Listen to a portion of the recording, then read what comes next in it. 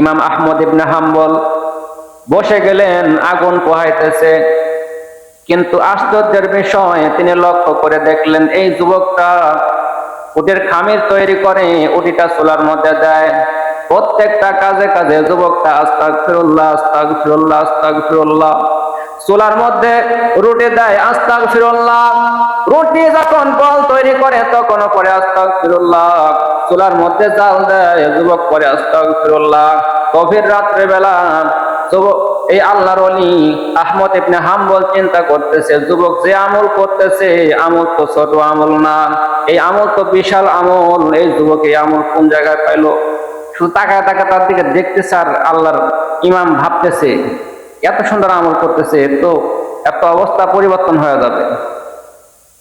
ইমাম আহমদ ইবনে হাম্বল রাখতে পারে, যুবক তুমি যে আমলটা করতেছো আমল তো সুন্দর আমল, এই আমল তো ছোট আমল নয়, এই আমল তুমি কোথায় পাইছো, কেন করতেছো?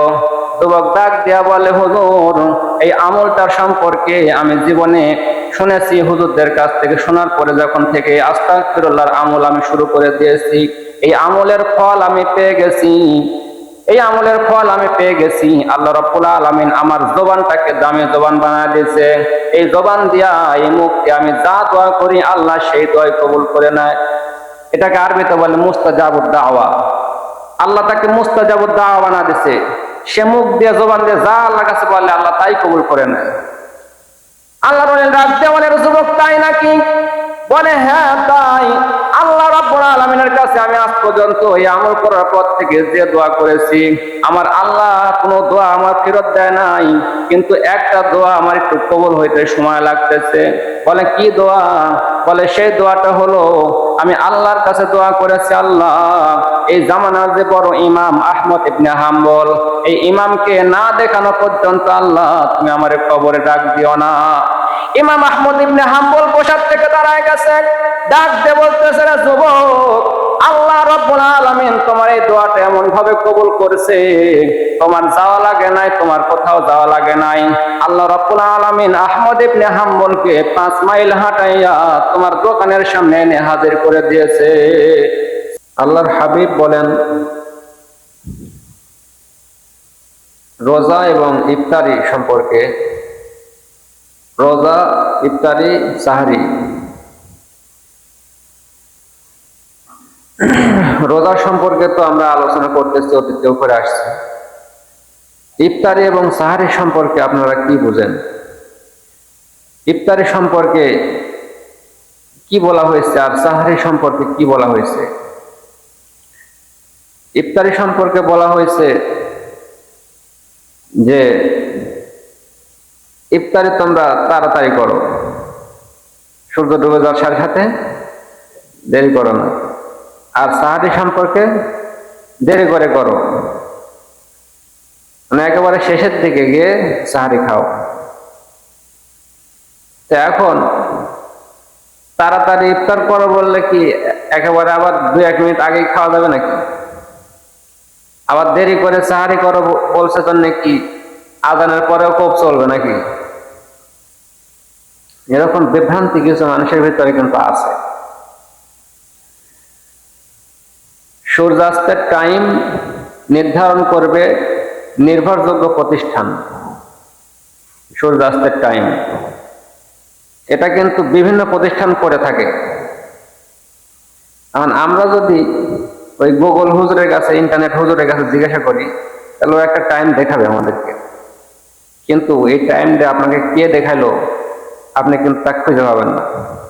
কারণ বছরা হলো ইহুদি, যুক্তরাষ্ট্রের থেকে, আমেরিকার থেকে কন্ট্রোল করতেছে এগুলা ইন্টারনেট ওয়েবসাইট। ইহুদি খ্রিস্টান যারা, তারা কি মুসলমানদের কল্যাণ চায় না অকল্যাণ চায়? 2 মিনিট আগে যদি আপনি ইফতার করে আপনার রোজাটা নষ্ট করতে পারে, ওর কোনো অসুবিধা আছে? জায়নামাজের মধ্যে মানুষের ছবি দিয়ে যদি ওই জায়নামাজের উপর দিয়ে যদি আপনাকে সেজদা করায়, ওর কোনো অসুবিধা আছে? কাবা, ইসলামের যেটা প্রাণ, সেটাকে দিয়ে মনে করেন পায়ের নিচে দিয়ে রাখছে, ওটার উপর দিয়ে মানুষ পারাচ্ছে। জুতার নিচে, জুতার তোলার মধ্যে মোহাম্মদ লিখে ছুঁয়ে দিচ্ছে। ওরা তো মনে করেন যে যখন শারীরিক ভাবে না পারছে তখন ইমান বিধ্বংসী মনে করেন কাজে নিযুক্ত হয়ে যাচ্ছে। কিছু কিছু মানুষ আছে এরকম, গোগল হুজুরের কাছে টাইম দেখে ও কাকো মানা গোনা নাই, একাই খাওয়া শুরু করে দিচ্ছে। দেখ আমার রাত ইফতারের টাইম হয়ে গেছে। বাংলাদেশে কিছু সংস্থা আছে যেগুলো নির্ভরযোগ্য, কোনো সমস্যা হলে আমরা তাদেরকে ধরতে পারবো। ইসলামী ফাউন্ডেশন তার মধ্যে অন্যতম। ওনারা বাংলাদেশের বিজ্ঞ আলেম ওলামাদেরকে নিয়ে সূর্যের কোণ হিসাব করে সঠিক একটা মত বিনিময় করে তারা একটা নির্ধারণ করে। এটার মধ্যে থাকাই উত্তম মনে করি। যদি এটার বাইরে কেউ যায়, যদি বলে যে না আমার কাছে ইন্টারনেট আছে, আমি নগদ টাইম দেখতেছি, আমারটা হয়ে গেছে, এরকম করা যাবে? রোজা কিন্তু নষ্ট হওয়ার সম্ভাবনা আছে। অনুরূপ ভাবে সাহারির সময়ও কিছু মানুষ দেখা যায় যে আজান হয়ে যাচ্ছে, নর খাওয়া এখনো চলতেই আছে, বিড়ির 2 টান দিয়ে আজান দিচ্ছে দিক, আচ্ছা সুপারিটা একটু খাইলি তারপরে কুলি করি। সাহারির টাইম শেষ হয়ে গেছে, এই টাইম শেষ হওয়ার 1 মিনিট পরে খাওয়া আর দুপুরবেলা খাওয়ার মধ্যে কোনো পার্থক্য আছে? কারণ রোজার টাইম গণনা শুরু হয়ে গেছে, মনে করেন যে 10 ঘন্টা বা 8 ঘন্টা। এই টাইমের মাথা আর গোড়া, এই যদি আপনি মাঝখানে খান আর যদি এই মাথার দিকে খান বা শেষের দিকে খান, এই টাইমের মধ্যে খেলেন, তাহলে রোজা থাকবে? খুবই সেন্সিটিভ বিষয়। আবার কেউ কেউ ফতোয়া দেয়, দেখেন যে পশম দেখা যায় না, পশম না দেখা গেলে খাওয়া যাবে। পশম তো আপনার যদি দুপুর বেলাও যদি আপনি দরজা জানালা বন্ধ করে লাইট অফ করেন, তাহলে তো আপনি পশম দেখতে পাবেন না। সারা দুপুর বেলাও যদি ঘরের মধ্যে দরজা জানালা বন্ধ করে দেন, লাইট অফ করে দেন, পশম তো দেখতে পাবেন না। তো এগুলা হলো মূল নীতি নয়। মূল নীতি হলো যে বড় জামাত আলেম ওলামা যেটাকে নির্ধারণ করবে আমরা সেটাকে গ্রহণ করব, তাহলে আমরা কল্যাণের দিকে থাকতে পারবো। আবার এই বিষয়ে একটা হাদিসও আছে, ওই হাদিস নিয়ে অনেক সময় হয়, সেটাও বলে দিই। এক হাদিসের মধ্যে আছে, নবীজি বলছে যে যখন আজান হয়ে যায় তখন তোমাদের প্লেটে যে খাবারটা থাকে ওই খাবারটা শেষ করো, শেষ না করে উঠো না। শুনছেন এরকম হাদিস? এরকম হাদিস আছে, নবীজি বলছে যে আজান যদি হয়ে যায় তোমাদের প্লেটে যে খাবারটা থাকে সেই খাবারটা শেষ করে দাও, তোমরা উঠো। এটাকে নিয়ে যায় এখন মনে করেন যে কেউ ফজর আজানের সাথে লাগায়, কেউ ওই তাহাজ্জুদের আজানের সাথে লাগায়। আজানের কথা বলছে, কোন আজান সেটা তো বলে নাই। আগের জামানায় আজান 2টা হতো, কয়টা? ফজরের সময় একটা হতো আর একটা তাহাজ্জুদের সময় একটা আজান হতো। নবীজি ওই তাহাজ্জুদের সময় যে আজান হয় সেই আজানের কথা বলছে। এখন আমাদের দেশে তো মনে করেন যে প্লাস মাইনাস নাই, যখন বলবো যে টাইম শেষ আপনি আরো 3 মিনিট 4 মিনিট একা বাড়ায় নেবেন, এই বৃদ্ধির সিস্টেম এখন আর নাই। আগে ছিল, আগে 8-5 করে টাইম নির্ধারণ করা হতো, এখন কারেক্ট টাইম একবার নির্ধারণ করা হয়। যদি বলছে যে সাহারির টাইম শেষ, তো মনে করেন যে ওইখান থেকে মনে করেন মুখে আমার যাই থাক কুলিমুলি করে রোজার নিয়ত করে ফেলতে হবে। কথা বুঝতেছেন? এই কারণে সাহারি খাবেন, সাহারিতে বরকত আছে, আর সাহারিটা শেষের দিকে করবেন, ইফতারটা তাড়াতাড়ি করার চেষ্টা করবেন। কথা বুঝতেছেন? এবার আসেন রমজানুল মোবারকের কিছু বিশেষ আমল আপনাদের সামনে তুলে ধরি, যে আমলগুলা শুধু রমজানেই না অন্য সময়ও করা লাগবে, কিন্তু রমজানে বেশি বেশি করা লাগবে। কথা বুঝতে পারছেন? হুজুর আকরাম সাল্লাল্লাহু আলাইহি ওয়াসাল্লাম বলেন, রমজানে তোমরা 4টি আমল বেশি বেশি করবা। 1 নম্বরে লা ইলাহা ইল্লাল্লাহ, লা ইলাহা ইল্লাল্লাহ, লা ইলাহা ইল্লাল্লাহ। যখনই সময় পাবা লা ইলাহা ইল্লাল্লাহ এই কালেমা পাঠ করতে থাকো, লা ইলাহা ইল্লাল্লাহ। ব্যবসা করতেছো, সুযোগ পাইছো, লা ইলাহা ইল্লাল্লাহ পাঠ করতে থাকো। কাজ করতেছো, সুযোগ পাইছো, লা ইলাহা ইল্লাল্লাহ পাঠ করতে থাকো। ঘুম থেকে গভীর রাতে জাগা পেয়ে গেছো, ওই সময় তুমি কালেমা পাঠ করতে থাকো, লা ইলাহা ইল্লাল্লাহ, লা ইলাহা ইল্লাল্লাহ। এই কালেমা এমন এক কালেমা, এই পৃথিবীর শুরু থেকে আল্লাহ রাব্বুল আলামিন এই কালেমার প্রচার করতেছেন। পৃথিবী যখন থেকে আদম আলাইহিস সালাম যখন থেকে পৃথিবীতে আসছে তখন থেকেই এটা চলতেছে, লা ইলাহা ইল্লাল্লাহ। আল্লাহ ছাড়া কোনো উপাস্য নাই, কোনো মাবুদ নাই। এই কালেমাই ছিল 2,24,000 নবী রাসূলদের দাওয়াত। সমস্ত নবী রাসূল, ওলিয়া উলিয়া, আলেম ওলামা, পীর মাশায়েখ, বুজুর্গ যত আছে সবাই কিন্তু এই একটা জিনিসের দাওয়াত দিতে বাধ্য। এই কারণে এটা এমন গুরুত্বপূর্ণ আমল, এমন গুরুত্বপূর্ণ কালেমা। যদি এই কালেমার গুরুত্ব না বুঝেন, যদি এই কালেমার আমল না করেন, তাহলে কিন্তু আপনার বিপদ। হুজুর আকরাম সাল্লাল্লাহু আলাইহি ওয়াসাল্লাম বলেন, লা ইলাহা ইল্লাল্লাহ এই কালেমা যদি কোনো কাগজে লিখে মিজানের এক পাল্লায় তুলে দেওয়া হয়, 7 আসমান 7 জমিন যদি মিজানের আলাক পাল্লায় তুলে দেওয়া হয়, এই সমস্ত পৃথিবী আসমান জমিনের চাইতে ওই লা ইলাহা ইল্লাল্লাহ লেখা কালেমা লেখার পাল্লাটাই বেশি ভারী হবে। সুবহানাল্লাহ।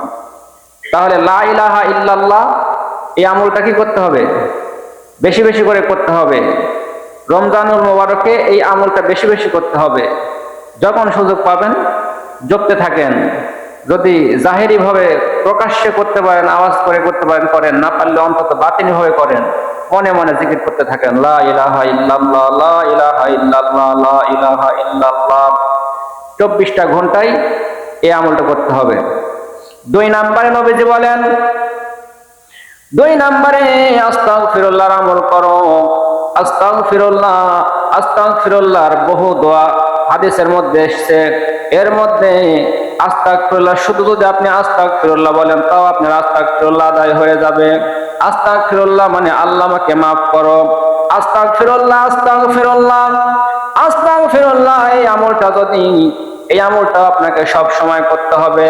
ওই লা ইলাহা ইল্লাল্লাহর মতোই যখনই সুযোগ পাবেন তখনই আস্তাগফিরুল্লাহ, আস্তাগফিরুল্লাহ, আস্তাগফিরুল্লাহ, আস্তাগফিরুল্লাহ এই কালিমা যদি, এই শব্দ যদি আপনি বারবার পাঠ করতে থাকেন, আল্লাহ রাব্বুল আলামিন আপনার জবানের দাম বৃদ্ধি করে দিবে।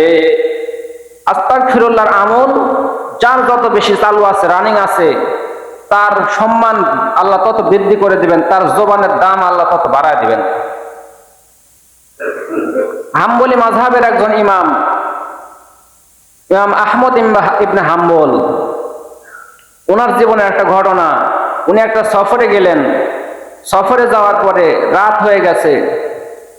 রাত হয়ে যাওয়ার পরে উনি একটা মসজিদে এশার নামাজ আদায় করে চিন্তা করলেন যে আমি আজকে এই মসজিদে রাতটা কাটায় দেব।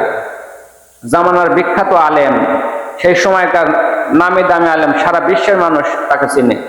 চিনে বলতে নাম জানে। সেই সময় তো আর ফেসবুক, মিডিয়া, ইউটিউব ছিল না যে তাকে ছবি দেখে চিনবে। সবাই জানতো যে আহমদ ইবনে হাম্বল জামানার বিখ্যাত ইমাম আলেম। এই আহমদ ইবনে হাম্বল, হাম্বলি মাযহাবের ইমাম, উনি সেই মসজিদে এশার নামাজ আদায় করে সফরে গেছেন। ওনাকে ওখানে কেউ চিনে না। চিন্তা করলেন যে আমি একটু এই মসজিদেই রাতটা কাটায় দিয়ে আবার সকালবেলা রওনা হব। এখন এশার নামাজ পর খাদেম সাহেব, মুয়াজ্জিন সাহেব বলতেছে, বাইর হন, ভেতরে থাকা যাবে না, কমিটির নির্দেশ নেই। এখন খাদেম তো আর জানে না যে ইনি কে, জানে? কিন্তু যদি পরিচয় দেয় তাহলে কিন্তু আর ঘরের মধ্যে নিয়ে শুতে দেবে। জামানার বিখ্যাত ইমাম আলেম, কিন্তু উনি তো তেমন ধরনের মানুষ না, উনি নিজের পরিচয় দেন না। বললেন, ভাই খাদেম, থাকতে যখন দিবা না তখন আমাকে একটু পরামর্শ দাও, আশেপাশে কোথাও বাজার আছে কিনা, মানুষ চলাচল করে এমন কোনো জায়গা আছে কিনা। বলে হ্যাঁ আছে, এখান থেকে 5 মাইল হাঁটেন, হাঁটলে পরে একটা বাজারের মতো পাবেন, ওখানে মানুষ চলাচল করে, সারা রাতে কিছু মানুষজন থাকে। ইমাম আহমদ ইবনে হাম্বল, জামানার বিখ্যাত ইমাম, চলে গেছেন 5 মাইল হেঁটে সেই বাজারে রাত্রিবেলা, শীতের রাত। এখন গিয়ে উনি দেখতেছে যে একটি রুটির দোকান। চিন্তা করলো যে আমি এই রাতটা এই রুটির দোকানে আগুনের কাছে একটু হাত তো পায় শরীরটা গরম করে এখানে রাতটা কাটা দেব। তো ইমাম আহমদ ইবনে হাম্বল গিয়ে দেখলেন যে একজন যুবক, দাড়ি মুখে, মাথায় টুপি, যুবক মানুষ রুটির খামির তৈরি করতেছে। সে গিয়ে বলল যে হে যুবক, আমাকে কি তোমার কাছে একটু বসতে দেবে, আমি চুলার থেকে একটু আগুন পোহাবো। যুবক তো টুপিওয়ালা, দাড়িওয়ালা, বোঝাই যাচ্ছে তার ভিতরে আল্লাহর ভালোবাসা আছে। সে কি এরকম একজন দাড়িওয়ালা টুপিওয়ালা মানুষকে, মুরব্বী মানুষকে তাড়া দিবে? উনি আরো কি করছে, একটা টুল নিয়ে এসে দিচ্ছে যে বসেন, অসুবিধা নেই, আগুনে তো পোহাবেন, আমার তার কোনো ক্ষতি হচ্ছে না, বসেন। চুলার কাছে বসার ব্যবস্থা করে দিয়েছে। ইমাম আহমদ ইবনে হাম্বল বসে গেলেন, আগুন পোহাইতেছে। কিন্তু আশ্চর্যের বিষয়, তিনি লক্ষ্য করে দেখলেন এই যুবকটা উটের খামির তৈরি করে উটিটা চুলার মধ্যে দেয়। প্রত্যেকটা কাজে কাজে যুবকটা আস্তাগফিরুল্লাহ, আস্তাগফিরুল্লাহ, আস্তাগফিরুল্লাহ। চুলার মধ্যে রুটি দেয়, আস্তাগফিরুল্লাহ। রুটি যখন বল তৈরি করে তখন পরে আস্তাগফিরুল্লাহ। চুলার মধ্যে জাল দেয়, যুবক পরে আস্তাগফিরুল্লাহ। গভীর রাত্রে বেলা যুবক, এই আল্লাহর ওলি আহমদ ইবনে হাম্বল চিন্তা করতেছে, যুবক যে আমল করতেছে আমল তো ছোট আমল না, এই আমল তো বিশাল আমল। এই যুবক এই আমল কোন জায়গায় পাইলো? শুধু তাকায় তাকায় তার দিকে দেখতেছে আর আল্লাহর ইমাম ভাবতেছে এত সুন্দর আমল করতেছে, তো এত অবস্থা পরিবর্তন হয়ে যাবে। ইমাম আহমদ ইবনে হাম্বল রাখতে পারে, যুবক তুমি যে আমলটা করতেছো আমল তো সুন্দর আমল, এই আমল তো ছোট আমল নয়, এই আমল তুমি কোথায় পাইছো, কেন করতেছো? যুবক ডাক দিয়া বলে, হুজুর এই আমলটার সম্পর্কে আমি জীবনে শুনেছি, হুজুরদের কাছ থেকে শোনার পরে যখন থেকে আস্তাগফিরুল্লাহর আমল আমি শুরু করে দিয়েছি, এই আমলের ফল আমি পেয়ে গেছি, এই আমলের ফল আমি পেয়ে গেছি। আল্লাহ রাব্বুল আলামিন আমার জবানটাকে দামি জবান বানায় দিয়েছে, এই জবান দিয়া, এই মুখ দিয়ে আমি যা দোয়া করি আল্লাহ সেই দোয়া কবুল করে নেয়। এটাকে আরবিতে বলে মুস্তাজাবুদ দাওয়া। আল্লাহ তাকে মুস্তাজাবুদ দাওয়া বানা দিয়েছে, সে মুখ দিয়ে, জবান দিয়ে যা আল্লাহর কাছে বলে আল্লাহ তাই কবুল করে নেয়। আল্লাহর ওলি ডাক দিয়ে বলে, যুবক তাই নাকি? বলে হ্যাঁ তাই। আল্লাহ রাব্বুল আলামিনের কাছে আমি আজ পর্যন্ত এই আমল করার পর থেকে যে দোয়া করেছি, আমার আল্লাহ কোনো দোয়া আমার ফেরত দেয় নাই, কিন্তু একটা দোয়া আমার একটু কবুল হইতে সময় লাগতেছে। বলে কি দোয়া? বলে সেই দোয়াটা হলো আমি আল্লাহর কাছে দোয়া করেছি, আল্লাহ এই জামানার যে বড় ইমাম আহমদ ইবনে হাম্বল, এই ইমামকে না দেখানো পর্যন্ত আল্লাহ তুমি আমার কবরে ডাক দিও না। ইমাম আহমদ ইবনে হাম্বল বসার থেকে দাঁড়ায় গেছে, ডাক দিয়ে বলতেছে, যুবক আল্লাহ রাব্বুল আলামিন তোমার এই দোয়াটা এমন ভাবে কবুল করেছে, তোমার যাওয়া লাগে নাই, তোমার কোথাও যাওয়া লাগে নাই।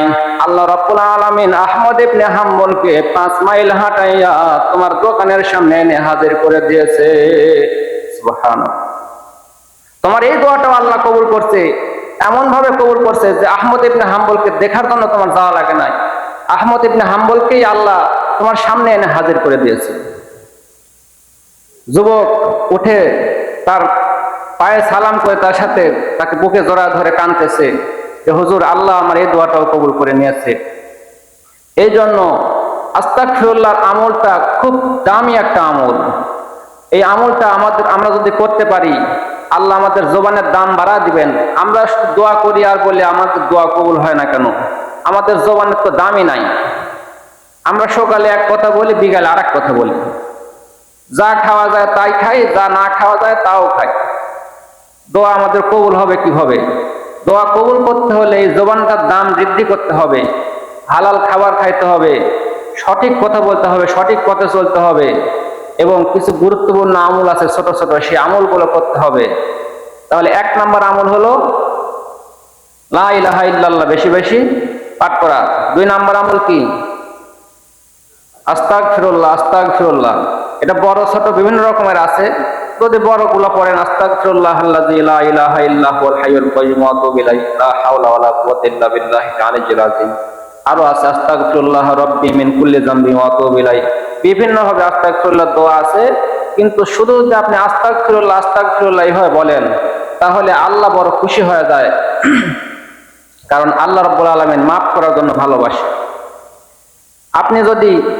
আপনি যে কাপড় ব্যবহার করেন, এই কাপড়টা যখন ময়লা হবে, এই ময়লা কাপড়টা কি ময়লা অবস্থায় রেখে দিবেন না পরিষ্কার করবেন? পরিষ্কার করাই তো বুদ্ধিমানের কাজ। যদি ময়লা অবস্থায় রেখে দেন, এটা হলো নির্বোধের মতো কাজ। মানুষের জীবন চলার পথে তার গুনাহ হবে, এটাই স্বাভাবিক। দামি কাপড় পরেন আর কম দামে পরেন, আপনার কাপড়ে ময়লা লাগবে, এটাই স্বাভাবিক। যদি কাপড়টা আপনি পরিষ্কার না করে ময়লা অবস্থায় রেখে দেন, আপনার কাপড়টা কিন্তু ব্যবহারের অনুপযোগী হয়ে যাবে। কিন্তু যদি ওই কাপড়টা পরিষ্কার করে রাখেন তাহলে আপনি আবার ব্যবহার করতে পারবেন। গুনাহ করার পরে যদি আপনি তওবা না করেন, আপনার ভিতরে কিন্তু দাগ পড়ে যাবে, আপনার ভিতরে কিন্তু দাগ পড়ে যাবে। কিন্তু যদি তওবা করেন, বারবার তওবা করেন, তাহলে আপনি কিন্তু পরিষ্কার হয়ে যাবেন, সব সময় কিন্তু পরিষ্কার হয়ে যাবেন। এরকম কলব পরিষ্কার অবস্থায় আল্লাহর কাছে যাইতে পারলে আপনি সাকসেসফুল হবেন। কলব পরিষ্কার হওয়া ওই অবস্থায় যদি আল্লাহর কাছে যাইতে পারেন তাহলেই তো আপনি সফল। আর কলবের ভিতরে যদি দাগ থাকে, ময়লা থাকে, তাহলে তো সফল আপনি হতে পারবেন না। কারণ ময়লা আবর্জনা নাপাকি এগুলো জান্নাতের মধ্যে যায় না। কি ময়লা আপনার ভিতরে যদি ময়লা থাকে, গুনার ময়লা থাকে, এই গুনাহ নামক ময়লাকে আল্লাহ জান্নাতে দিবে না। তাহলে আপনাকে ওই আগে জাহান্নামের দিয়ে ওয়াশ করে নেবে, জাহান্নামের শাস্তি ভোগ করে ওয়াশ হয়ে তারপরে পাক পবিত্র হয়ে জান্নাতে যাওয়া লাগবে। তাহলে আমরা কি ওই জাহান্নামের যায় ওয়াশ হবো না দুনিয়ার থেকে ওয়াশ হবো? গুনাহ করার পরে যদি আপনি আস্তাগফিরুল্লাহ বলেন, আল্লাহ রাব্বুল আলামিন ডাক দিয়ে বলে, ফেরেশতারা তাকায় দেখো, আমার বান্দা চলতি পথে গুনাহ করে ফেলেছে, আবার আস্তাগফিরুল্লাহ আস্তাগফিরুল্লাহ বলে আমার কাছে সারেন্ডার করতেছে। আপনি যদি রাস্তার মধ্যে চলেন, দুর্ঘটনাবশত ভুলবশত যদি কোনো মানুষের সাথে একটা আঘাত দিয়ে ফেলেন, আপনি যদি বলেন ভাই সরি, আমার ভুল হয়ে গেছে, মাফ করে দাও, সেই মানুষটা কিন্তু আপনার উপরে, সেই মানুষ যদি ভালো মানুষ হয় আপনার উপরে কিন্তু কঠোর অ্যাকশন নেবে না। কিন্তু যদি আপনি অহংকার করেন তাহলে কিন্তু গ্যাঞ্জাম বেঁধে যাবে। আপনি দুনিয়া জমিনে চলাকালে গুনাহ হয়ে গেলে আল্লাহ রাব্বুল আলামিনের কাছে যদি বলেন সরি, আস্তাগফিরুল্লাহ, আল্লাহ আমার ভুল হয়ে গেছে, আমারে মাফ করে দাও, আল্লাহ রাব্বুল আলামিন ডাক দিয়ে বলে, ফেরেশতারা তাকায় দেখ, আমার বান্দা ভুল করে গুনাহ করে ফেলেছে, আবার আমার জাহান্নামের ভয়ে, আমার আযাবের ভয়ে আমাকে সরি বলতেছে, আমারে আস্তাগফিরুল্লাহ বলতেছে। ফেরেশতারা সাক্ষী থাক, আমার বান্দাকে আমি ক্ষমা করে দিলাম। সুবহানাল্লাহ। বুদ্ধিমানের কাজ হলো সবসময় আস্তাগফিরুল্লাহ পাঠ করা। গুনাহ হতেই পারে, মানুষের ভিতরে সেই গুনাহ করার ক্ষমতা আল্লাহ দিয়ে দুনিয়াতে পাঠাইছে। এত বড় বুজুর্গ, এত বড় ওলি কেউ এই পৃথিবীতে নাই যে সে একবারে নিষ্পাপ হয়ে চলে, শুধু একমাত্র নবী রাসূলরা ছাড়া। এই দুনিয়ার জমিনে চলতে লাগলে ছোট হোক বড় হোক গুনাহ কিন্তু হবেই, কিন্তু আস্তাগফিরুল্লাহর জবান থেকে সরানো যাবে না, অনুতপ্ত হতে হবে, আস্তাগফিরুল্লাহ পাঠ করতে হবে যে আল্লাহ আমি ভুল করে ফেলেছি, আমাকে মাফ করে দেন। তাহলে 1 নম্বরে হলো এই রমজান মাসে না, শুধু সারা বছরই 1 নম্বরে এই রমজান মাসে বেশি বেশি আমল করতে হবে লা ইলাহা ইল্লাল্লাহ। 2 নম্বরে আস্তাগফিরুল্লাহ। 3 নম্বরে বেশি বেশি জান্নাত চাইতে হবে, জান্নাত। আল্লাহুম্মা ইন্নী আসআলুকা রিদাকা ওয়াল জান্নাহ, এই দোয়াটা আমরা সারা বছরই পাঠ করি। 4 নম্বরে হলো জাহান্নাম থেকে মুক্তি চাওয়া, আল্লাহর কাছে জাহান্নাম থেকে মুক্তি চাওয়া। এই 4টা আমল এই রমজান মাসে বেশি বেশি করবেন তো মনে থাকবে। 1 নম্বরে বেশি বেশি লা ইলাহা ইল্লাল্লাহ। ব্যবসা করতেছেন, ঘুমায় আছেন, বিভিন্ন জায়গায় চলতেছেন, লা ইলাহা ইল্লাল্লাহ জবানে চালু রাখেন। আস্তাগফিরুল্লাহ সর্বহালতেই, পাক পবিত্র জায়গায় আছেন, যে কোনো কাজ করতেছেন, আস্তাগফিরুল্লাহ পাঠ করেন। এই আমলটা জীবনে চালু করে দেন, আপনি অনিচ্ছাকৃত হবে এই আমলগুলো করেন। আপনার দাম আল্লাহ বাড়া দিবে। আমাদের দোয়া করে আপনার দাম বাড়ানো লাগবে না, আপনার দাম আপনি নিজেই বাড়া নিতে পারবেন। তাহলে 1 নম্বরে লা ইলাহা ইল্লাল্লাহ বেশি বেশি পাঠ করব, 2 নম্বরে আস্তাগফিরুল্লাহ বেশি বেশি পাঠ করব, 3 নম্বরে আল্লাহর কাছে বেশি বেশি জান্নাত চাবো, 4 নম্বরে বেশি বেশি জাহান্নাম থেকে মুক্তি চাবো। এই জান্নাত চাওয়া আর জাহান্নাম থেকে মুক্তি চাওয়া এই আমলগুলো আমরা সারা বছরই করি। আল্লাহুম্মা আজিরনা মিনান নার, আল্লাহুম্মা আজিরনি মিনান নার, হে আল্লাহ আমাকে জাহান্নাম থেকে মুক্তি দান করুন। আল্লাহুম্মা ইন্নী আসআলুকা রিদাকা ওয়াল জান্নাহ, এটা হলো আমি দেখেন মাঝে মধ্যে ফজরের সময় কিন্তু বলি যে আল্লাহুম্মা ইন্নী আসআলুকা রিদাকা ওয়াল জান্নাহ 8 বার বলি না, আল্লাহুম্মা আজিরনি মিনান নার 7 বার এভাবে বলি না। এই আমলগুলো সারা বছরে আমি কিন্তু করি। এটা রমজান মাসে আমরা বেশি বেশি করব এবং সারা বছরই করব। আল্লাহর কাছে যদি আপনি সারাটা জীবন জাহান্নাম থেকে যদি আপনি মুক্তি চান আর জান্নাত কামনা করে যান, আল্লাহ কেমন করে আপনার সাথে বেঈমানি করবেন? এটা আল্লাহর সংবিধানে নাই। আল্লাহর কাছে আপনি চাবেন আর আল্লাহ আপনাকে দিবে না, এটা আল্লাহর সংবিধানে এটা যায় না, এটা মানায় না। আল্লাহর কাছে না বলে কোনো শব্দ নাই, কিন্তু আমাদের এগুলো চেয়ে নিতে হবে। মানুষের কাছে চাইলে মানুষ রাগ হয়, হাউকাউ লাগায়, কিন্তু আল্লাহর কাছে চাইলে আল্লাহ খুশি হয়, না চাইলেই আল্লাহ রাগ হয়। চাও না কেন? আমরা ক্ষমা করতে চাই না, ক্ষমা করতে পছন্দ করি না, প্রতিশোধ নিয়েই ছাড়বো, কিন্তু আল্লাহ রাব্বুল আলামিন ক্ষমা করতেই পছন্দ করে, শাস্তি দিতে পছন্দ করেন না।